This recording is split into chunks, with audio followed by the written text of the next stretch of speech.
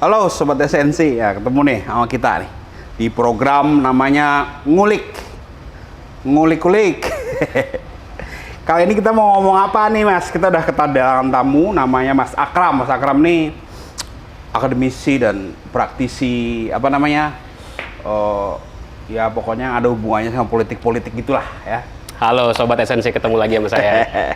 Ini kita mau bahas peta politik hari ini nih, terutama cawapres lah ya. Betul. Kita kemarin udah rame copras-capres. Betul. Sekarang kita tambah bahas cawapres. Nah, yang menarik kemarin kan setelah Pak Caimin itu, Gus Imin namanya sekarang ya. Nggak mau dia kayak dipanggil Caimin. Gus Imin ini bergabung ke kelompoknya, koalisinya Pak Anies gitu lah kira-kira. Nah itu tentu akan membuat peta politiknya berubah ya. Nah apalagi terus kemudian setelah Gus Imin bergabung dengan koalisi perubahan, nah mantan koalisi perubahan bergabung ke koalisi Indonesia Maju meskipun belum ada keterangan resminya ya Mas Akram. Nah itu gimana itu kira-kira? Kira-kira kuat nggak itu? Ada tambahan kekuatan atau enggak kira-kira nih? Saya malah lebih tertarik melihat bagaimana Demokrat yang sekarang bergabung ke koalisi Indonesia Maju bersama Prabowo.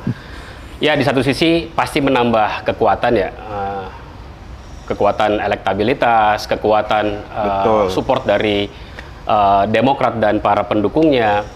Tapi saya juga mencoba melihat apakah kemudian sentimen negatif koalisi juga akan berpindah. Maksudnya? Seperti kita ketahui bahwa gesekan-gesekan SBY dan Istana itu cukup memanas belakangan. Gitu ya. Terlebih saat mereka masih bergabung bersama Anies Baswedan. Nah, apakah sentimen negatif ini juga ikut berpindah nih ke koalisi Prabowo yang konon katanya direstui oleh Istana. Mau bikin Istana nggak happy nih tambahnya. Nah, itu yang mungkin ya ruang lah bagi para pengamat untuk mengamati lah. Iya. Tapi di atas kertas memang ada tambahan kekuatan ya. Demokrat tuh punya. Setuju. Kalau nggak salah dia urutan ke berapa ya? Ke 5 atau ke berapa ya di parlemen ya? 54 kursi lah kayak sekitar itu. Kalau dikonversi jadi suara itu Demokrat itu pemilu lalu punya 10 juta suara. Tapi kan nggak, hitung-hitungnya nggak mungkin kayak gitu ya. 10 juta suara pindah gitu semua. Betul. Jadi biar tambah kuat, apa nih kira-kira nih? Sebenarnya survei kan sudah banyak dirilis nih. Tapi kita harus hati-hati melihat survei ini. Kenapa? Karena survei elektabilitas pribadi seorang capres itu kerap berbeda hasilnya tatkala mereka sudah disimulasikan dengan pasangan. Betul. Saya kasih contoh misalnya, ya kita tidak menuduh ya siapa yang bayar di balik survei, tapi kalau kita bicara pencapaian Prabowo belakangan, dia unggul di mayoritas survei. Betul. Tapi tatkala disimulasikan bersama pasangan, dia selalu menjadi yang kedua.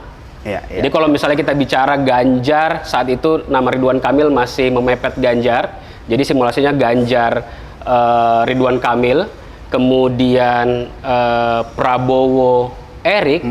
Nah ini Prabowo selalu ada di bawahnya Ganjar. Jangan-jangan memang pertarungannya adalah pertarungan di cawapres itu. Makanya hari ini topiknya menjadi kayaknya menjadi lebih seksi gitu untuk membahas bursa cawapres. Kalau capres kan kelihatannya udah gitu-gitu aja lah ya. Betul. Kekuatannya itu udah kelihatan, Pak Prabowo udah kelihatan, Ganjar udah kelihatan, Pak Anies udah kelihatan. Nah kemudian harapannya adalah cawapres ini dia akan bisa mengubah gitulah kira-kira gitu. Dan jadi lebih menarik lagi karena kemarin Puan Maharani akhirnya merilis sebuah statement bahwa Ridwan Kamil tidak lagi ada dalam shortlist cawapresnya Ganjar, karena udah masuk Golkar lah ya. Dan ini menarik karena ada nama baru yang kemudian digadang-gadang yaitu Mahfud MD. Ya, jadi kalau kita lihat listnya itu sekarang ada 4, ada Erick Thohir, kemudian ada Sandiaga Uno, kemudian ada Andika Perkasa, kemudian ada Mahfud MD. Dan belakangan Mahfud MD juga apa ya? Lebih digaung-gaungkan. Ya, jadi Mahfud saya menangkap ada semacam nuansa di mana pertarungannya ini akan dibawa ke Jawa Timur nih. Iya, banyak orang ngomong kalau battleground-nya itu di Jawa Timur itu. Setuju. Jadi dengan adanya Caimin, ya Caimin itu Anies Baswedan, saya rasa itu juga diklaim sebagai representasi Jawa Timur. Jawa Timur dan NU, jangan lupa. Setuju. Kemudian ada Mahfud MD sekarang yang digadang-gadang bersama Ganjar, itu juga Jawa Timur dan NU. Nah, pertanyaannya kira-kira Prabowo pilih siapa nih? NU itu jadi penting setelah Caimin, setelah Gus Imin masuk ke koalisinya Pak Anies. Kalau tidak ada orang yang mengimbangi itu dari kalangan NU, maka pasangan Anies dan Caimin ini adalah satu-satunya pasangan yang bisa mengklaim bahwa gua ini adalah representasi NU. Nah, itu yang menjadi agak ini kan, apa namanya? Itu bisa jadi mainan banget kayak gitu. Itu menarik, Mas, karena gini, sebenarnya kalau berdasarkan survei elektabilitas perorangan di Jawa Timur, data mengatakan bahwa sebagian besar atau 50% lebih warga Nahdliyin itu merasa terrepresentasi oleh Caimin.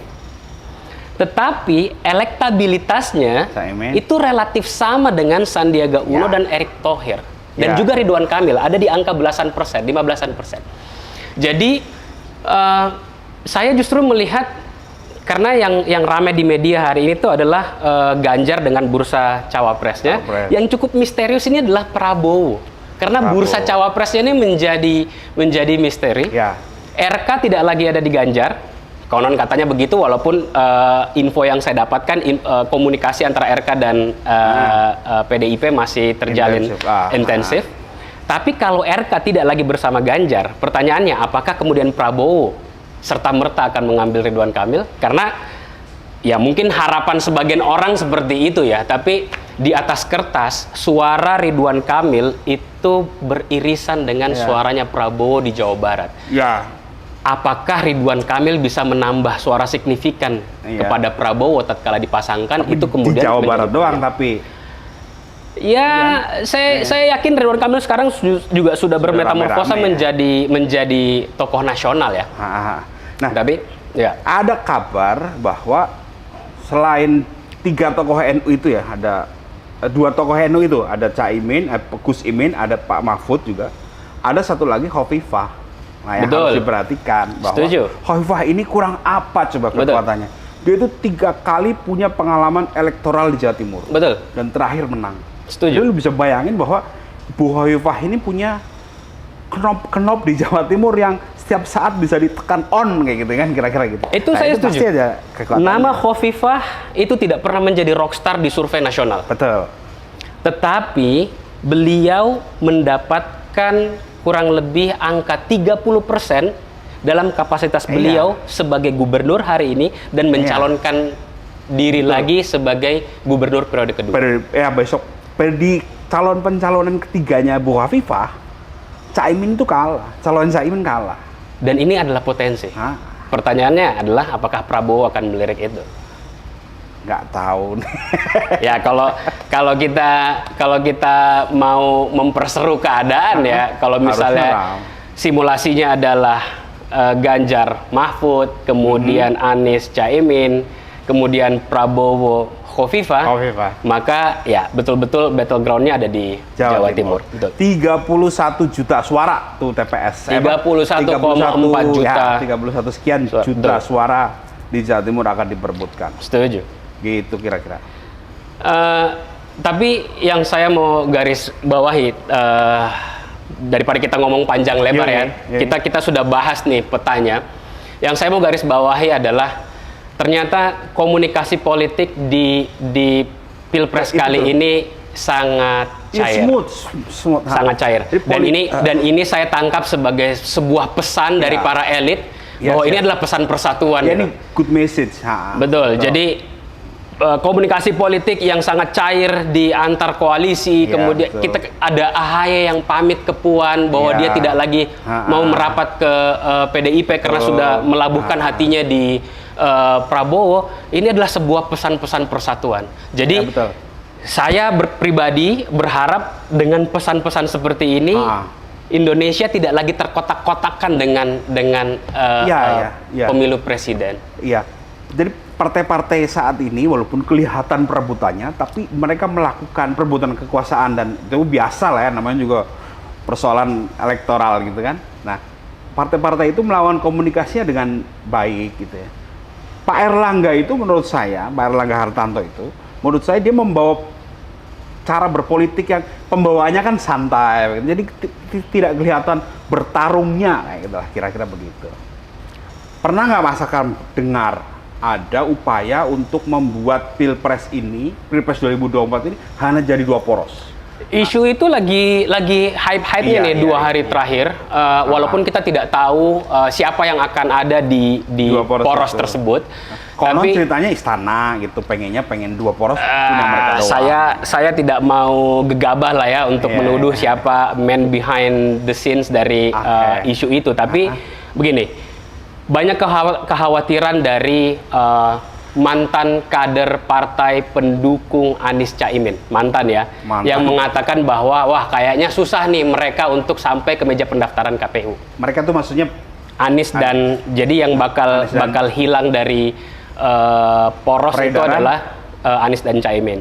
Tetapi Ganjar itu kemarin memberikan sinyal positif bahwa Ganjar Prabowo bisa why not, jadi gitu kan? Iya, bisa betul, jadi. betul. Jadi sebenarnya ini juga adalah gosip yang belum tahu ujungnya kemana, tapi dengan merujuk kepada komunikasi politik yang sangat cair, dinamika politik yang sangat cair, saya rasa semuanya kemudian menjadi mungkin. Jadi jangan percaya apapun, siapapun calon yang akan maju sebelum mereka datang ke KPU daftar, gitu, oke?